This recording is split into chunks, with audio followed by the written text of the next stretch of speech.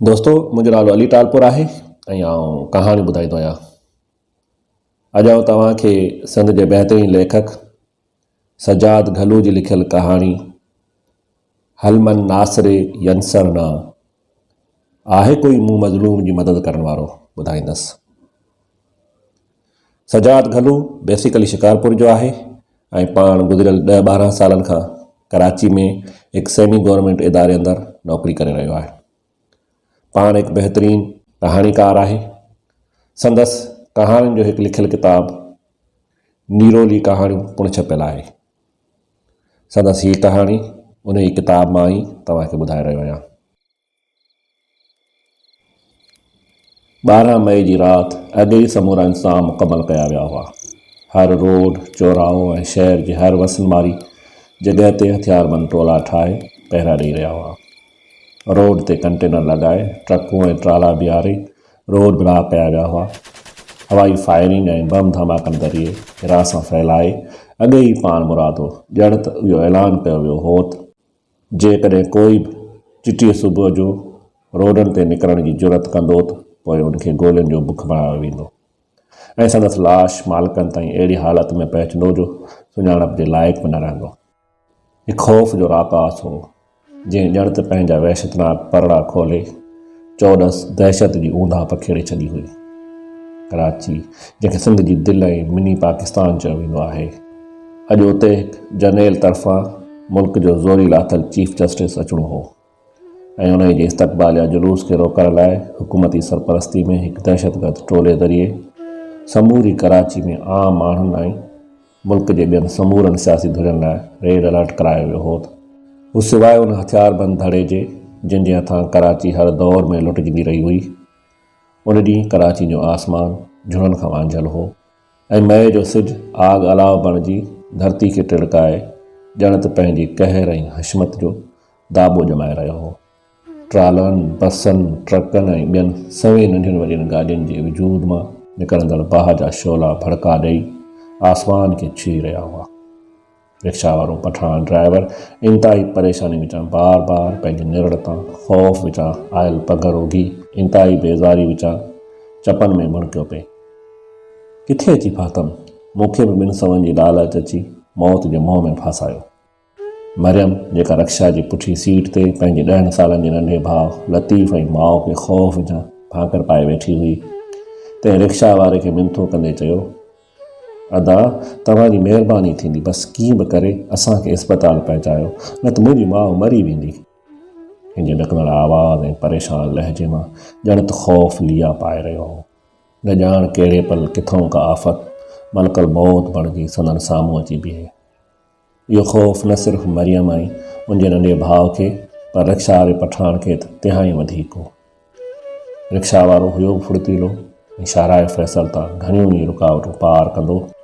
जॾहिं बलोच पुलोट पहुतो त रिक्शा खे ब्रेक लॻाइण सां ई हिन जे ॼण त बुत मां ई साहु छॾाइजी वियो। ख़ौफ़ विचां हिन जो गलो ख़ुश्क थी वियो ऐं हिन पंहिंजे मुंहुं चपनि में आहिस्ते भुणकियो, अॼु न बचसि। साम्हूं रोड ते हिकु कार जे भरिसां 4 मुड़ुसनि जा लाश पियल हुआ। हिकिड़े जे बुत में अञा कुझु साहु हो, छो त संदसि ॼंगूं छड़ियूं हणी रहियूं हुयूं। थोरो परभरो एधी जे एम्बुलेंस में ड्राइवर जो लाश लोंदड़े में गोली लॻण करे रतो रत थियो ड्राइविंग सीट ते ट्रेक वारी हालत में पियल हो। मरियम जंहिंजी माउ खे दिलि जो दौरो पियो हो, तंहिं शहर जी अहिड़ियुनि हालतुनि में कीअं बि करे इस्पताल पहुचण लाइ वॾी जाखोड़ खां पोइ रिक्शा वारे खे 200 इज़ाफ़ी ॾेई राज़ी कयो हो। हिन जॾहिं हर तरफ़ टिड़ियल पकियल लाश ॾिठा त ख़ौफ़ विचां पंहिंजे नंढे भाउ खे खणी भाकर पाताईं ऐं उनजी अखियुनि ते हथ रखी छॾियईं। अहिड़ी मौत वारी सांत में सिर्फ़ु गाॾियुनि खे लॻल बाहियुनि जे बबड़नि जा आवाज़ पिया आया। जेसिताईं रिक्शा वारो होश में अचे, उनजे खाॿे पासे खां फुटपाथ ते गोलियुनि सां ज़ख़्मी थियल हिकु गभरू नौजवान इंतिहाई झीणे ऐं कमज़ोर आवाज़ में रिक्शा वारे खे सॾु कंदे चयो, अदा अलाह जे वास्ते मूंखे बचायो, मां मरी वेंदुमि। हिन जी आवाज़ मां मौत जो ख़ौफ़ झलकी रहियो हो। मरियम जीअं ई उन ॾांहुं ॾिठो त उनजी ज़रे घटि रड़ निकिरी वई ऐं उन नौजवान जो समूरो सीनो रत सां भरियल हो। उनजे कंध में गोली लॻल हुई जंहिंजो सोराख़ चिटी तरह ज़ाहिर पियो थियो। उनजे वॾनि साण खणण सां उन सोराख़ मां रत फुहारनि जी सूरत में ॿाहिरि पियो निकितो। रिक्शा वारे ख़ौफ़ विचां यकदर हालत में रिक्शा स्टार्ट कयो ई मस्त उन नौजवान जे बुत फुटपाथ ते फहको खाधो। उन जी वेल मथां बलोच पुल वटां छिती फायरिंग थी। पठाण जान बचाइण लाइ नर्सरी ॾांहुं रिक्शा खे तेज़ रफ़्तारी सां दौड़ायो। ईअं पियो लॻो ॼण गोलियूं हाणे उन्हनि जे ई ताक़ में हुयूं। उन वक़्तु मरियम खां बि ॼण त पंहिंजी अमड़ विसरी वई। मौत जो अहसासु केॾो न ख़ौफ़नाक थींदो आहे। उन जो अंदाज़ो उन वक़्तु उन रिक्शा में वेठल माण्हुनि जे जिस्मानी ऐं ज़हनी कैफ़ियत मां लॻाए सघियो पिए। उन ई वेरम रिक्शा वारे खे बि इहो अहसासु न हुयो त हू केॾांहुं पियो वञे। हू रिक्शा खे सुनसान घिटियुनि मां दौड़ाईंदो रहियो। 12 मई जे उन ॾींहं ते कराची में ख़ौफ़ जी अहिड़ी त रांदि खेॾी वई हुई जो शहर जे हर घरमार इमारत अहिड़ो ॾेख पियो ॾिनो ॼण त उन्हनि ऊचनि इमारतनि में कंहिं इंसान ज़ात जो नाव निशान ई न हुजे।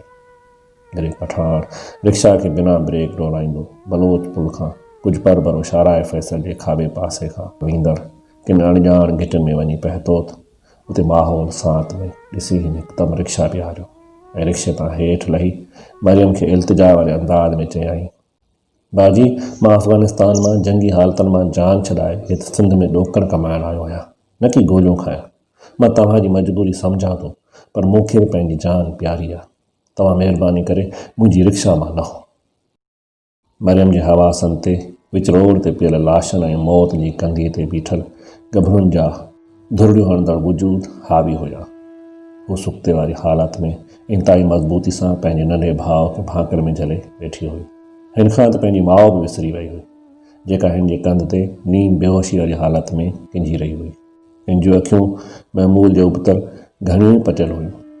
पठाण हिकु दफ़ो ॿीहर चयसि, बाजी मां अव्हां सां पियो ॻाल्हायां, मूंखे पंहिंजा बच्चा प्यारा आहिनि, उन्हनि जो मूंखां सवाइ कोई कोन्हे। महिरबानी करे अव्हां मुंहिंजे रक्शे तां लहो। मरियम खे काई ॻाल्हि सम्झ में न पई आई।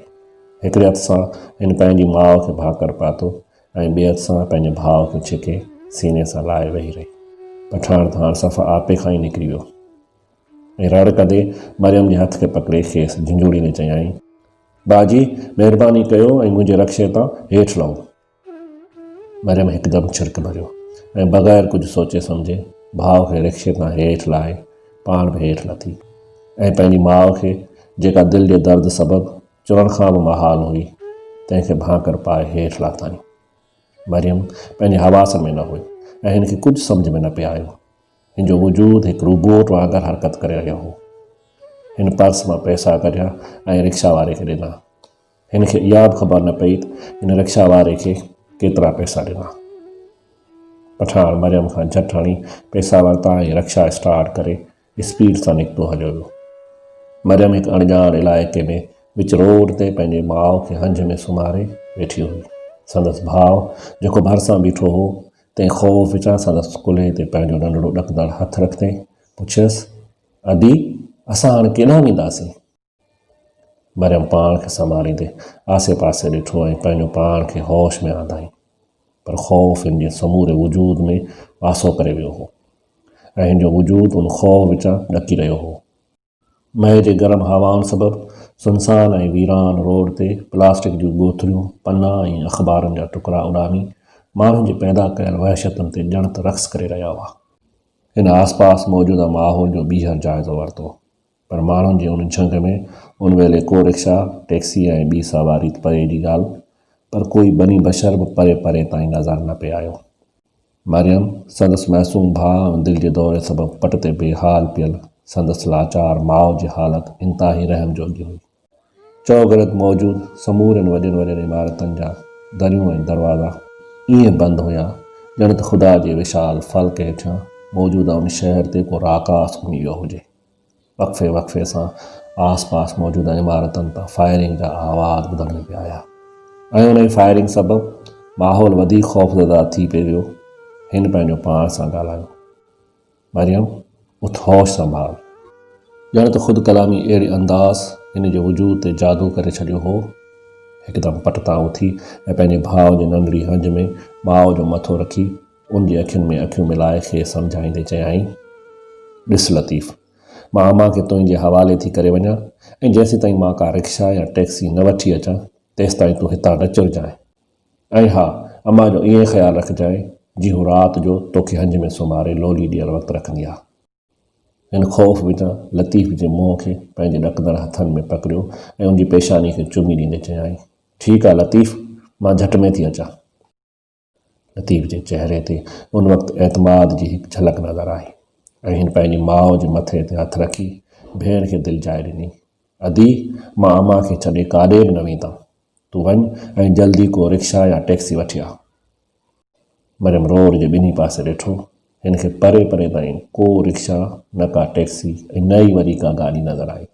बसि हवाउनि में बारूद जी बू चौॾस पखियल हुई ऐं हर तरफ़ खां वक़्फ़े वक़्फ़े सां फायरिंग थी रही हुई। हिन अखियूं बंदि करे पाण सां हिकु दफ़ो ॿीहर ॻाल्हायो, मरियम, हिन मुश्किल लम्हनि में तूं ई पंहिंजी माउ ऐं लतीफ़ जो अकेलो सहारो आहीं।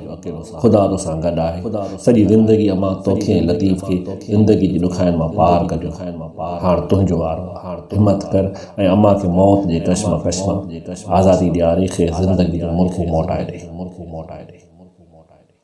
हिन पंहिंजूं अखियूं खोले छॾियूं ऐं महसूसु कयो त हाणे उहा मरियम न आहे जेका घुमंदे फिरंदे पंहिंजे रए जो पलो बि हर संभालींदी हुई।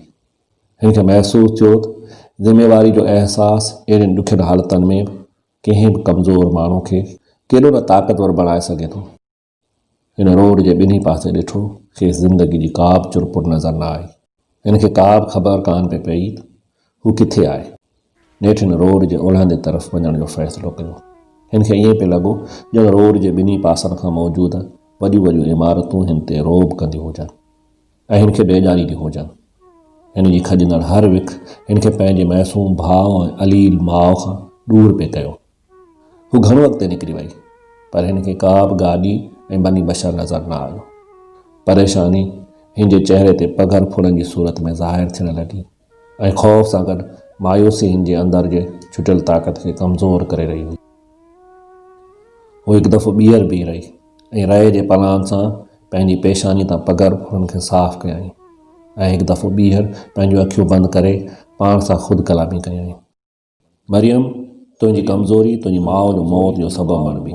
हिमत कर, तूं हिन मुसीबत मां पंहिंजी माउ ऐं नंढे भाउ खे छुटकारो ॾियारे सघीं थी। मरियम, तूं इहो सभु कुझु करे सघीं थी। हा, तूं ई करे सघीं थी। हिन ॿीहर पंहिंजूं बंदि अखियूं खोलियूं ऐं हाणे हिन खे लॻो त हू करे सघे थी। हिन खे शिदत सां महसूसु थियो त हू पंहिंजी माउ ऐं भाउ खे बचाए सघे थी। हिन जे विखनि खणण में जान पइजी वई। हिन जी अखियुनि जी रोशनी वधी वई ऐं हू पंहिंजे आसपास थींदड़ हर चुरपुर खे महसूसु करणु लॻी। हवाउनि में फैलियल बारूद जी बू हिन खे चिताव ॾेई रही हुई। ज़िंदगी मौत जी कंधी ते बीठल आहे। गोलियुनि जा आवाज़ हिन खे ॿुधाए रहिया हुआ त बंदूकनि जी नालीअ मां निकितल गोलियूं कंहिंजे बि जिस्म में पियुस थी पाण सां गॾु उन जे वजूद खे बि थधो करे सघनि थियूं। पर ॿिए तरफ़ गुज़रंदड़ हर हिकु मिंट हिन खे पंहिंजी माउ जी कैफ़ियतुनि ऐं हालतुनि जी नज़ाकत खां वाक़िफ़ु करे रहियो हो। इहो ई सबबु हो जो हिन जे अंदाज़ में मौजूदा ख़तरनि खां लापरवाही ऐं संदसि एतमाद हिन खे मज़बूत ऐं अॾोल बणाए छॾियो हो। उन ई वेल हिन जे कननि कंहिं गाॾीअ जे आवाज़ खे झटे वरितो। हू हिकदमि उन जी आवाज़ तरफ़ डोड़ी ऐं जॾहिं गाॾी हिन जी अखियुनि आॾो आई त हिन जे वजूद में ॼण साहु पइजी वियो। हिन जी सिधी नज़र रेंजर्स जी गाॾी मथां बीठल सिपाही ते पई, जेको लोड थियल LMG खे पंहिंजे मज़बूत हथनि सां झले हर सूरत हाल खे मुंहुं ॾियण लाइ तयारु बीठो हो। हू डोड़दी गाॾी तरफ़ वई। गाॾी जे आॾो वेठल रेंजर्स जे मेजर ड्राइवर खे गाॾी बीहारण जो इशारो कयो। गाॾी जीअं ई मरियम जे भरिसां बीठी त मेजर खां तर्श लहजे में पुछियसि, केरु आहीं ऐं अहिड़े ख़तरनाक हालत में केॾांहुं पई वञी? उनजो अंदाज़ मदद वारो न पर दड़के ऐं दाबे वारो।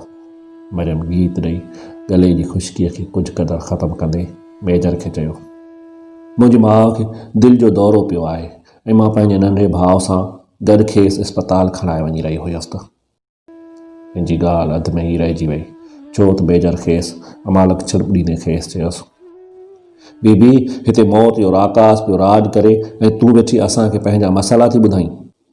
कंहिंखां पनाह वठी जान बचाए, न त रोडनि ते गोलियुनि सां परण थियल लाशनि खां बि वधीक बुछड़ो असरु थींदई।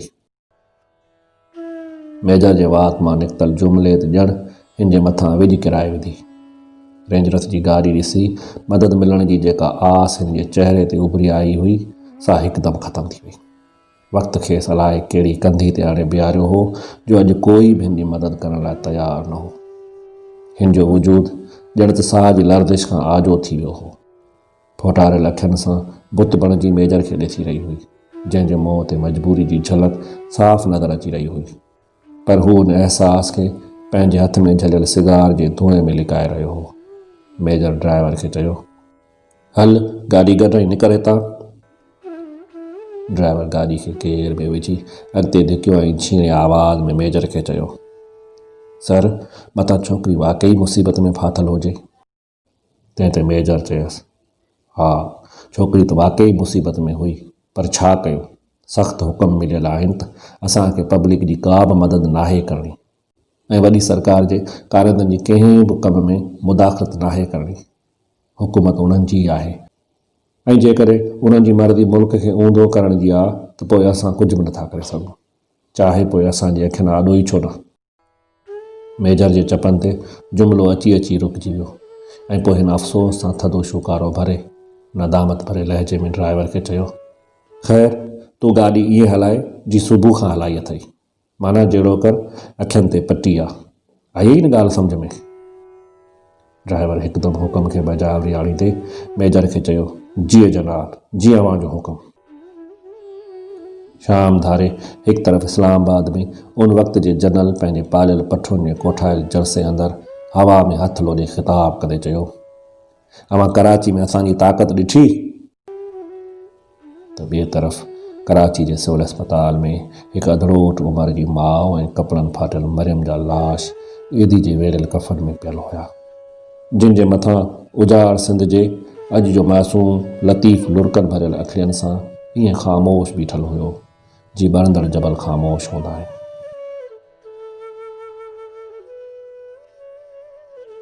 बस दोस्तों, इहा हुई अॼु जी कहाणी, जेका उम्मीद आहे तव्हांखे पसंदि आई हूंदी। दोस्तों, तव्हांखे हीअ कहाणी जो सिलसिलो कीअं लॻी रहियो आहे, उन बाबति कमेंट सेक्शन में वञी पंहिंजी राय ज़रूरु लिखंदा। ऐं हा, जेकॾहिं तव्हां नवां आहियो त मुंहिंजे हिन यूट्यूब चैनल खे सब्सक्राइब कंदा ऐं उन सां गॾु बेल जे बटन खे पिणु दॿाईंदा त जीअं हर ईंदड़ नई कहाणी तव्हां ताईं आसानी सां पहुची सघे। दोस्तों, तव्हांखे जेकॾहिं हीअ कहाणी पसंदि आहे त हिन खे लाइक कंदा ऐं पंहिंजे दोस्तनि सां शेयर कंदा। पाण वरी मिलंदासीं ईंदड़ कहाणी में। तेसिताईं अल्लाह भाई।